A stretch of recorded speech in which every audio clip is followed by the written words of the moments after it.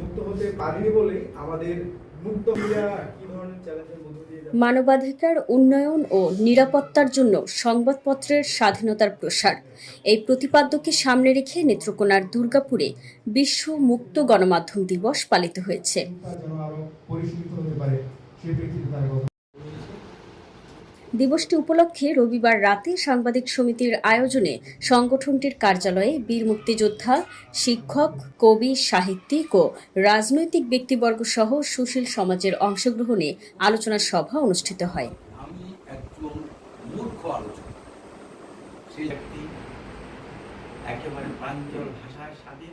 আলোচনা সভায় সাংবাদিক সমিতির আহ্বায়ক সজিম শাইনের সভাপতিত্বে ও সদস্য সচিব সৈকত সরকারের সঞ্চালনায় আমন্ত্রিত অতিথিরা বলেন, গণমাধ্যম সমাজের দর্পণ, সত্য, ন্যায় ও জনস্বার্থের পক্ষে নির্ভীকভাবে কাজ করাই সাংবাদিকতার মূল চেতনা।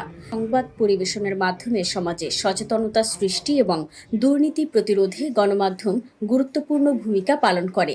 সাংবাদিকদের নিরাপদ কর্মপরিবেশ নিশ্চিত করতে হবে এবং গণমাধ্যমের স্বাধীনতা রক্ষায় রাষ্ট্র, সমাজ ও সকল সচেতন নাগরিককে একসঙ্গে কাজ করতে হবে। সবাইকে আমি গণমাধ্যম কর্মী হিসেবে আজকের এই দিনের জন্য